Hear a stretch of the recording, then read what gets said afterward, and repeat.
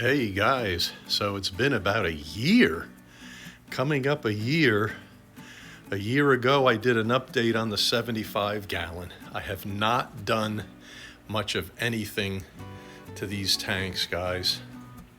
So I just wanted to show you what's going on, talk to you a little bit today about nutrients and a lot of things that you guys questioned me about. Anyway, let's get into it. All right.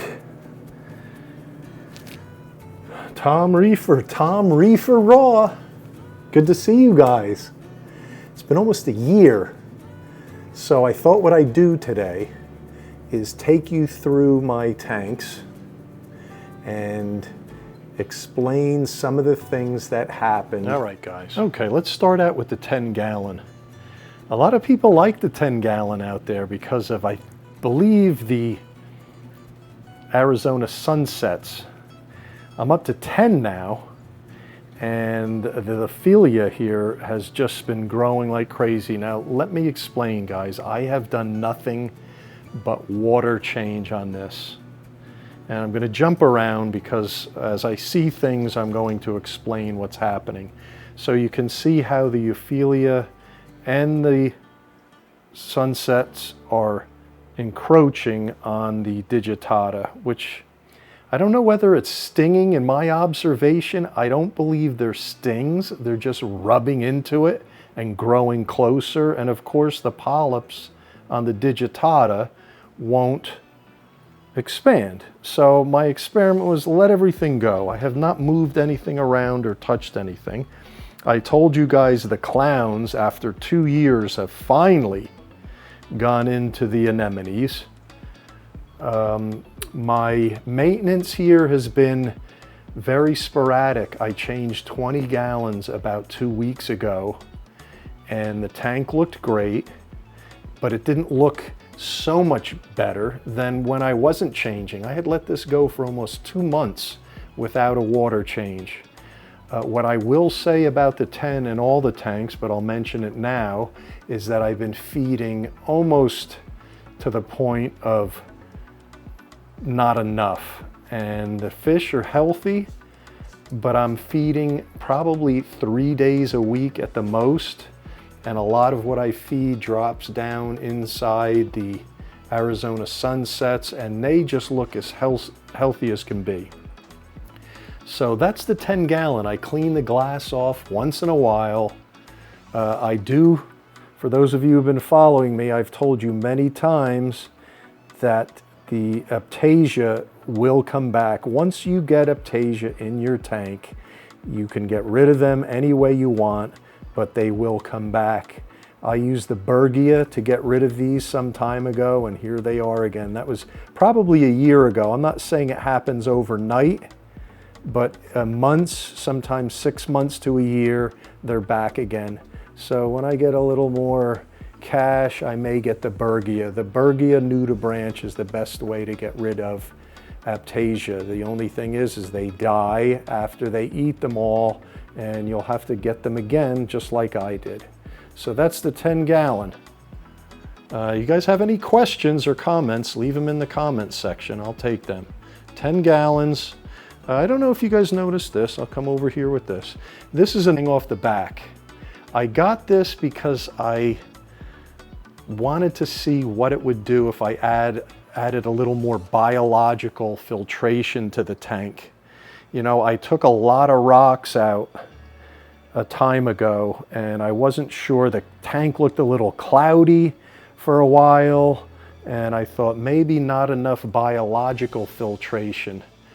And I tried that, and it's been working great. It adds a little more turbulence to the water, so that's looking great. Let's go check out the 75. 75 gallon, guys, I really didn't do anything to. I haven't added anything.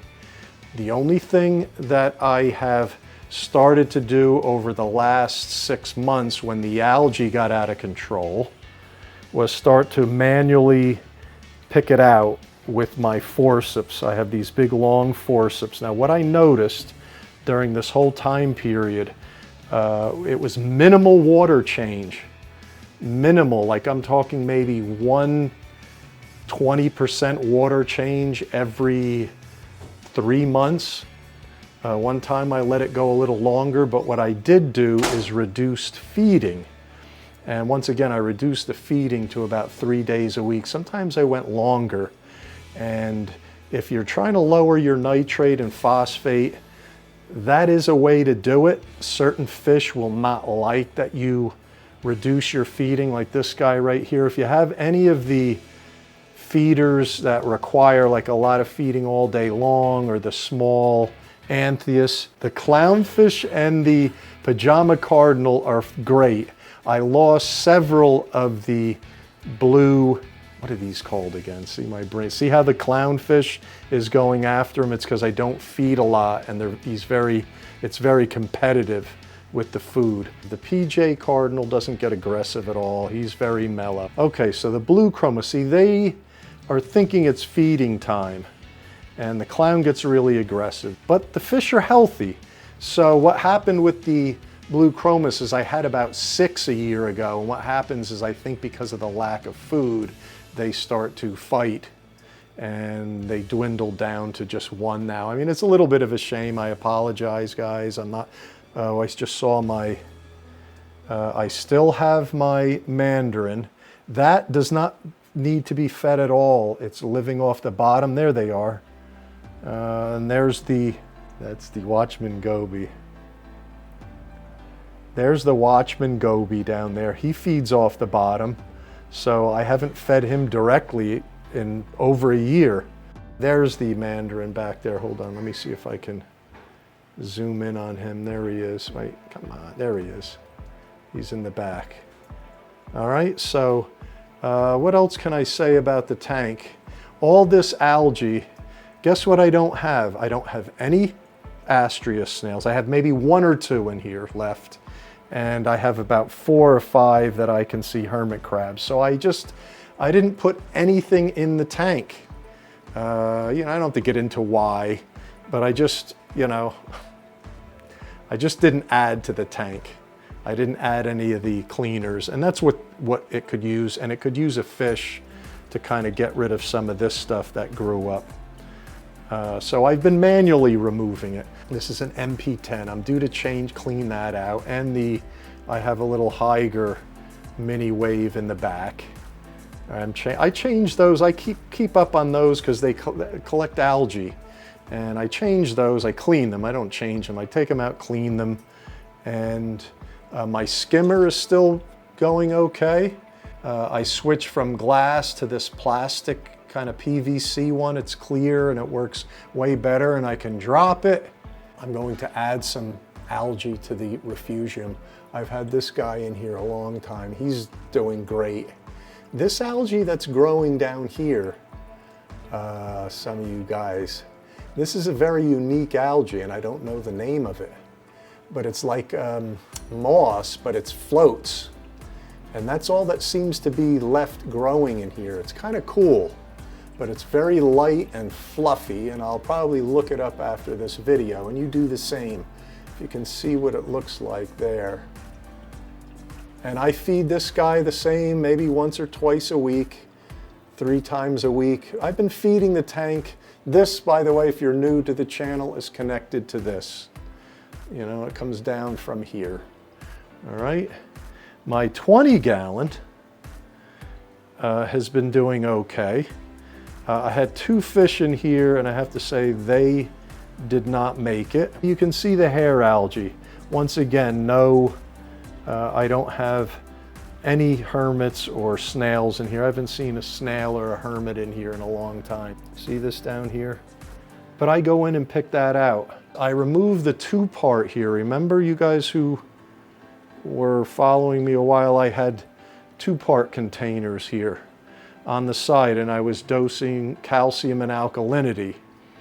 And the calcium and alkalinity kept my tank balanced, but when I saw it starting to go so off with algae and all that stuff, and I wasn't keeping it up, I said, why waste it? So I've had that off for probably about 6 months now, and I'm adding Kalkwasser to my ATO, and it's been doing really well. I have to say, through this whole process of neglect, if you want to call it, the coral itself are growing great.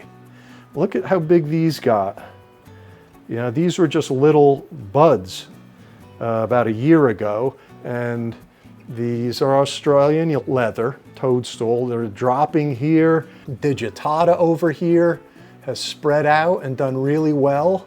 That was just a little piece that I stuck on the side about a year ago. The Gorgonian is now growing sideways. What it started doing is leaning, and now it's growing great in there. This is my lettuce coral. It's closed a little bit now, but it's doing okay. And these neon Nepthia leathers here are doing really well. My only mechanical in here is that sponge and the skimmer. The sponge just kind of screens all the stuff that flows over the overflow. And that's it. So I've been recording for 11 minutes and 50 seconds. I have to chop this down because you guys are ADHD and you'll tune out.